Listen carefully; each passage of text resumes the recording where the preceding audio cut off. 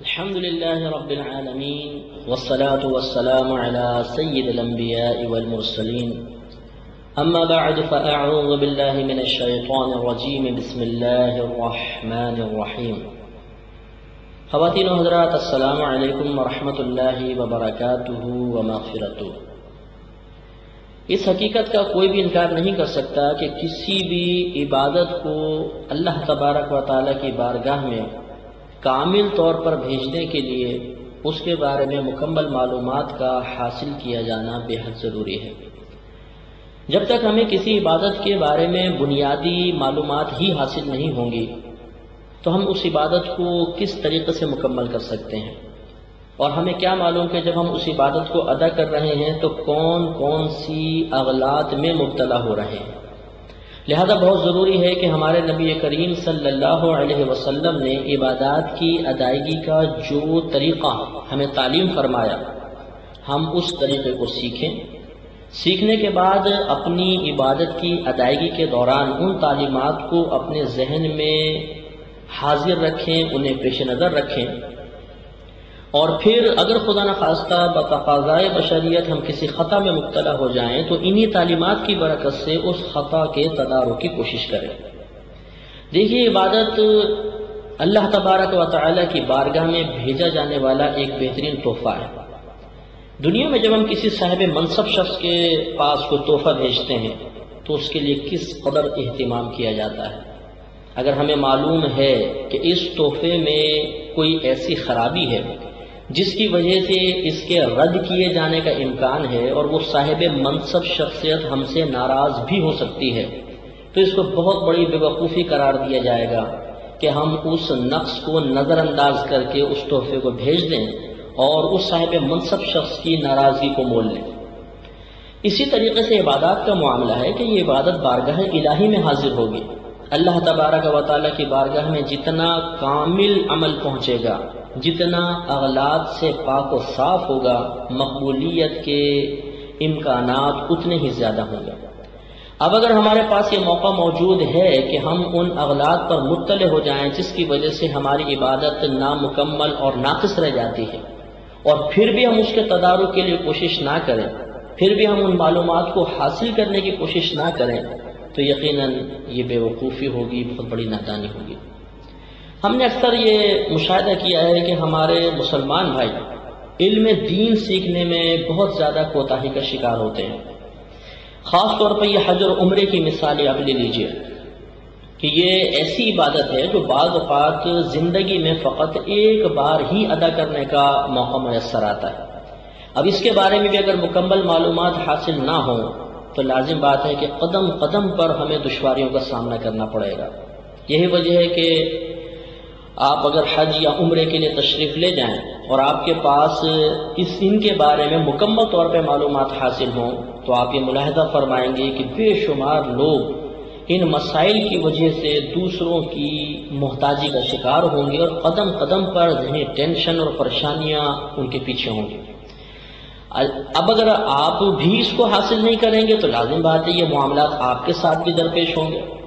لہذا یہ موقع بہت بہتر ہے کہ ہم یہاں پر رہتے ہوئے علم دین سیکھیں، حج کے بارے میں مکمل معلومات حاصل کریں، عمرے کے بارے میں مکمل معلومات حاصل کریں، اور ان عبادات کو حتی الامکان بہترین طریقے سے ادا کر کے پھر اللہ تبارک و تعالیٰ کی بارگاہ سے مقبولیت کی امید لگائیں. اب ہم علم دین تو سیکھیں نہیں، ضروری معلومات حاصل نہ کریں، اور جب کوئی ہمیں اس کے بارے میں ترغیب دے، سمجھانے کی کوشش کرے تو ہم جواب میں کہیں جی اللہ مالک ہے. تو اللہ تو مالک ہے، لیکن اسی رب کریم نے ہمیں ارشاد فرمایا فَاسْأَلُوا أَهْلَ الذِّكْرِ إِن كُنتُمْ لَا تَعْلَمُونَ، کہ تم اہل علم سے سوال کرو اگر نہیں جانتے.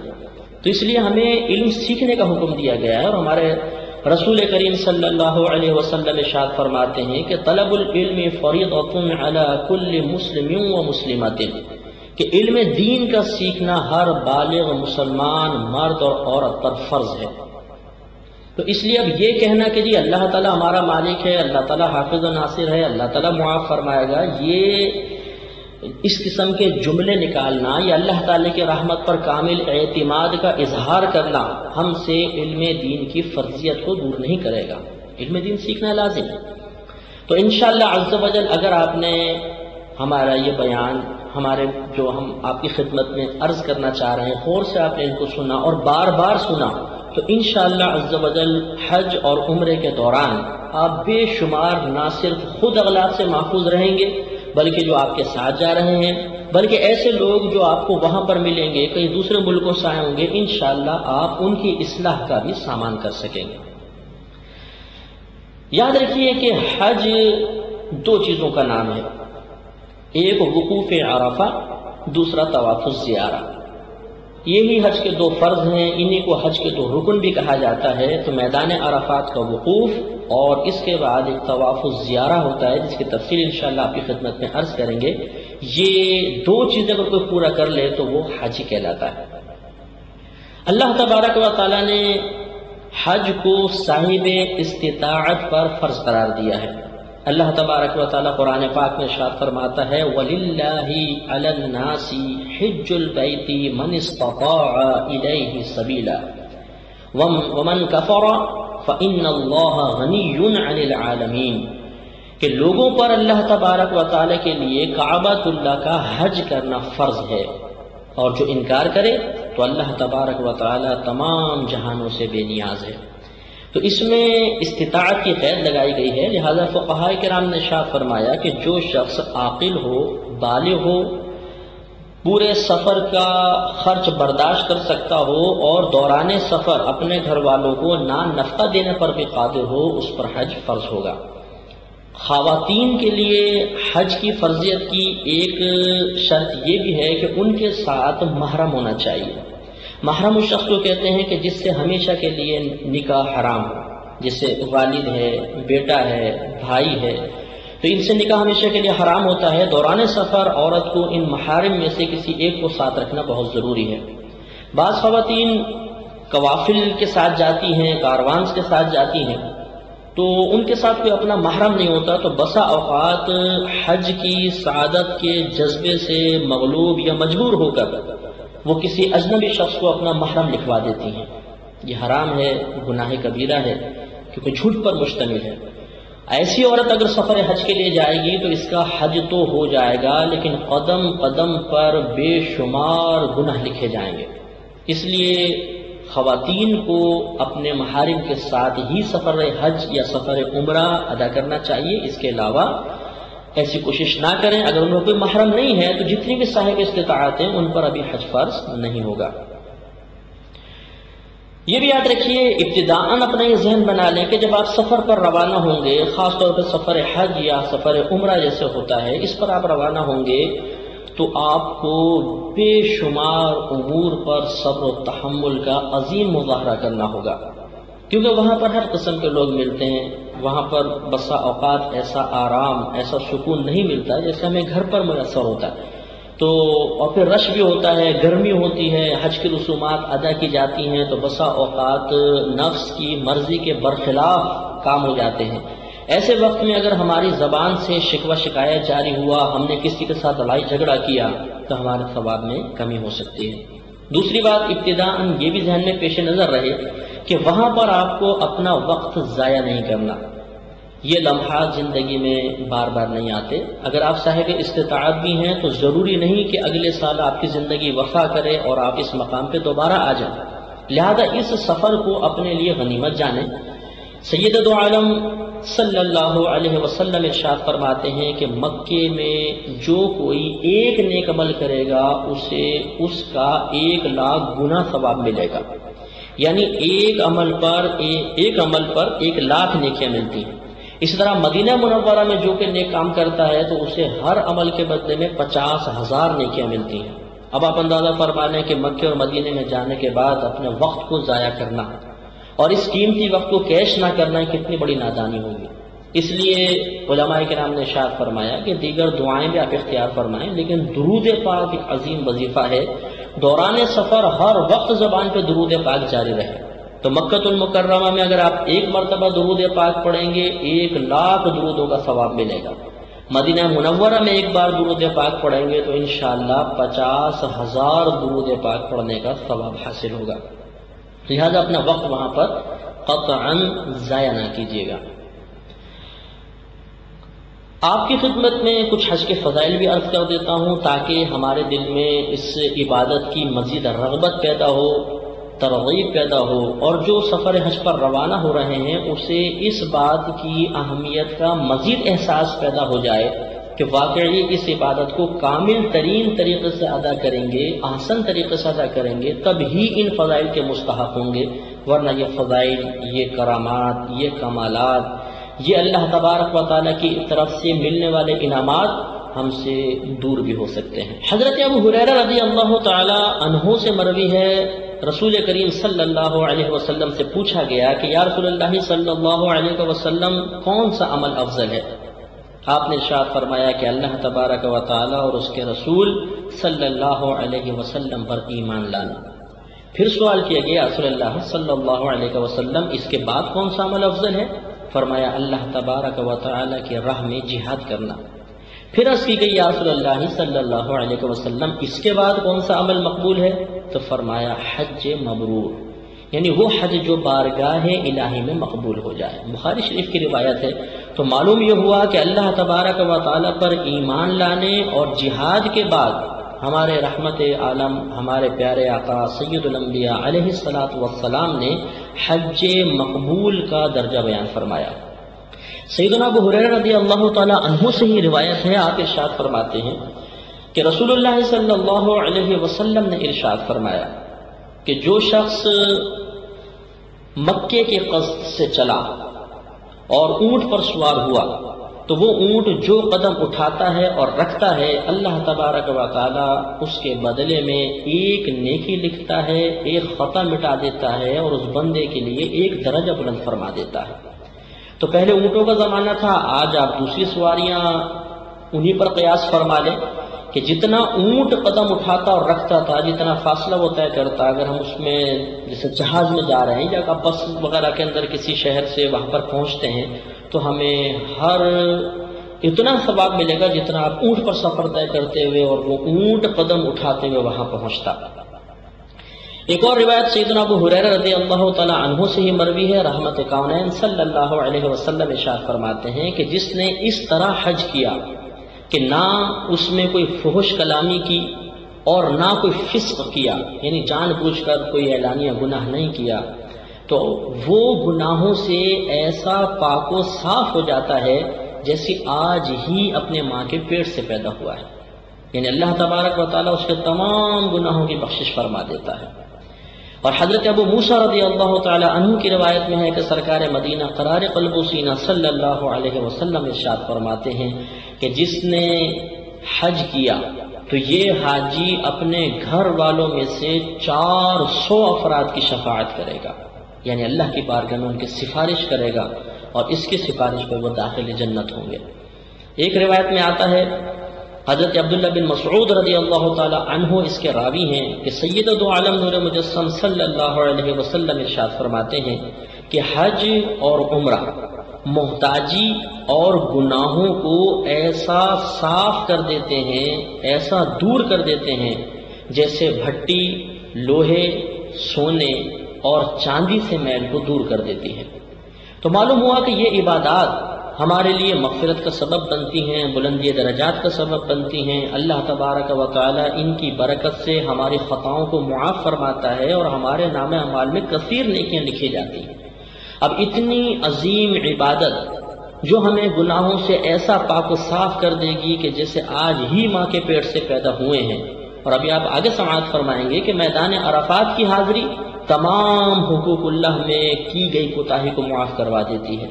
اور جب ہم مزدلفہ جاتے ہیں تو اگر آپ بندوں کے حقوق میں کوئی کوتاہی ہوئی ہو تو اللہ تبارک و تعالیٰ ان سب سے درگزر فرما دیتا ہے کہ اللہ کی کرم نوازی ہے، یہ اللہ تبارک و تعالیٰ کا ہم پر انعام ہے کہ ساری زندگی کے کیے گئے گناہ ان مناسک کی برکت سے نام اعمال سے مٹا دیے جاتے ہیں. لہذا ان عبادات کو ادا کرنے میں بے حد احتیاط اختیار کرنی چاہیے اور کسی بھی مقام پر کسی بھی جگہ پر کم علمی کی وجہ سے اغلاط میں مبتلا ہونا اپنے لیے بہت بڑا نقصان تصور کیا جانا چاہیے۔ جب آپ کا نام قرآن دادی میں نکل آیا، خوش نصیبوں میں شامل ہو جائیں یا عمرے کا آپ کا پختہ ارادہ ہو جائے تو کچھ سامان، ضروری سامان آپ پرچیز کریں، اس کو خرید لیں، اپنے پاس رکھیں کہ یہ سامان وہاں پر آپ کے لیے بہت مدد دے گا۔ اگر اس میں سامان میں کوئی کوتاہی ہوئی تو وہاں پہ آپ کو پریشانی کا شکار ہونا پڑے گا۔ وہاں پہ کیونکہ مہنگا سامان ملتا ہے، وہاں پہ آپ کو زیادہ خرچہ کرنا پڑے گا، تو اپنے گھر سے تمام سامان آپ سلیکٹ کر لیں اور یہاں سے تمام چیزیں لے کر جائیں۔ تو اب میں آپ کی خدمت میں وہ تمام سامان کی فہرست عرض کر دیتا ہوں، تفصیل عرض کرتا ہوں، اس کو بغور سماعت فرمائیں، اور جب آپ روانہ ہونے لگیں تو اس سے پہلے یہ تمام سامان ایک مرتبہ ضرور چیک کر لیں۔ نمبر 1، موسم کے لحاظ سے حسب ضرورت کپڑے۔ نمبر 2، ایک بڑا بیگ جس میں اپنے کپڑے اور دیگر سامان سفر رکھ سکیں۔ نمبر 3، پاسپورٹ، ٹکٹ اور ہیلتھ سرٹیفکیٹ وغیرہ رکھنے کے لیے گلے میں لٹکانے والا ایک چھوٹا بیگ۔ حاجی کیمپ میں مختلف بیماریوں سے حفاظت کے ٹیکے لگانے کے بعد حاصل ہونے والا ہیلتھ سرٹیفکیٹ بھی ضرور سنبھال کر رکھیں، ورنہ ایئرپورٹ پر سخت دشواری کا سامنا ہو سکتا ہے۔ نمبر 4، احرام کی 2 چادریں۔ بہتر یہ ہے کہ یہ دونوں چادریں تولیے والی خریدیں، انشاءاللہ عز و جل بے حد فائدہ محسوس کریں گے۔ نمبر 5، کمر پر باندھنے کے لیے ایک بیلٹ۔ نمبر 6، جائے نماز، تسبیح، قلم اور ڈائری۔ نمبر 7، اوڑھنے کے لیے کمبل یا چادر اور تکیہ۔ نمبر 8، گلے میں لٹکانے والی پانی کی بوتل۔ Number 9، safety razor. نمبر 10، کم از کم ایک گلاس، پلیٹ، پیالہ اور چمچ۔ نمبر 11، ہاتھ کا پنکھا اور گرمی میں پانی کی ٹھنڈی فوار حاصل کرنے کے لیے ایک اسپریئر۔ نمبر 12، بخار، نزلہ، سر درد اور دیگر چھوٹی چھوٹی بیماریوں کے لیے کچھ گولیاں۔ نمبر 13، ایک چھوٹا ٹیپ ریکارڈر اور خوش الہام نعت خوانوں کی کچھ کیسٹیں۔ اور نمبر 14، یہ بہت زیادہ ضروری ہے کہ مسائل حج اور دعاؤں پر مشتمل کوئی ایک کتاب آپ اپنے پاس ضرور رکھیں، کیونکہ یہ مکہ شریف میں اور مدینہ شریف دونوں مقام پر بے حد کام آئے گی۔ اس کے علاوہ حاضری مدینہ کا ذوق بڑھانے کے لیے مدینہ شریف کے فضائل پر مشتمل کوئی کتابیں، سرکار دو عالم صلی اللہ علیہ وسلم کی سیرت پاکیزہ پر مشتمل کوئی کتاب، اور اس کے علاوہ درود و سلام کی فضیلتوں پر مشتمل رسائل بھی اپنے ساتھ ضرور رکھ لیں، انشاءاللہ بہت زیادہ کام آئیں گے۔ جب آپ روانہ ہونے لگیں تو چند اقدامات مستحب ہیں، آپ یہ کریں گے تو باعث ثواب ہوگا اور انشاءاللہ عز و جل آپ کا سفر اچھے انداز سے کٹے گا۔ چنانچہ سب سے پہلے تو آپ تمام اعزاء، اپنے اقربا، ماں باپ، بیوی بچوں، بھائی بہن، جو آپ کے قریبی رشتہ دار ہیں، ان سب سے اپنے قصوروں کی معافی طلب کریں۔ بتقاضۂ بشریت انسان ہے، خطا ہو جاتی ہے، تو اگر ہم سے کوئی خطا ایسی ہو گئی ہوگی وہ معاف کریں گے تو انشاءاللہ اگر خدا نخواستہ آپ مزدلفہ تک نہ پہنچ سکے، کیونکہ وہاں پہنچنے پر تو حقوق العباد کی معافی کا وعدہ ہے، تو اس سے پہلے انتقال ہو گیا تو اس لیے پہلے اپنا تمام معاملہ صاف کر کے آدمی سے روانہ ہو، تو اپنے گھر والوں سے معافی طلب کر لیں۔ اس کے علاوہ اگر آپ نے کسی کی کوئی امانت اپنے پاس رکھی ہوئی ہے، کوئی قرضہ وغیرہ لیا ہوا ہے، تو وہ قرضہ فوراً ادا کرنے کی کوشش کریں، امانت کو اس شخص تک پہنچائیں جس نے آپ کے پاس اسے رکھوایا تھا۔ اس کے بعد اپنے گھر والوں سے روانہ ہوتے وقت دعا کروائیں کہ خیر کی دعا کروانا یہ سنت صحابہ ہے، اس لیے آپ ضرور ان سے دعا کروائیں، انشاءاللہ سفر آسانی کے ساتھ کٹے گا۔ جب آپ لباس سفر زیب تن کر چکیں تو 4 رکعت نفل اپنے گھر میں آپ ادا فرمائیں۔ اس کا فائدہ یہ ہوگا کہ یہ چاروں نوافل آپ کے واپس آنے تک آپ کے گھر والوں کی حفاظت کرتے رہیں گے۔ یاد رکھیے کہ اگر آپ گورنمنٹ کے تھرو جا رہے ہیں تو آپ کو اپنی فلائٹ کی روانگی سے تقریباً 7 یا 8 گھنٹے پہلے اپنا تمام سامان حاجی کیمپ میں جمع کرانا ہوگا۔ اس کے لیے آپ ہیلتھ سرٹیفکیٹ، ضروری دیگر کاغذات، پیسے وغیرہ یہ آپ نکال لیں، باقی جتنا آپ کا بڑا سامان ہے وہ سب کا سب وہاں پر 7-8 گھنٹے پہلے جمع کرا دیں، اور وہیں سے آپ کو پی آئی اے کی بسیں ایئرپورٹ تک پہنچا دیں گی۔ اور اگر آپ اپنی پرائیویٹ سواری پہ جانا چاہیں، کسی اور ذریعے سے تشریف لے جانا چاہیں، پھر بھی کم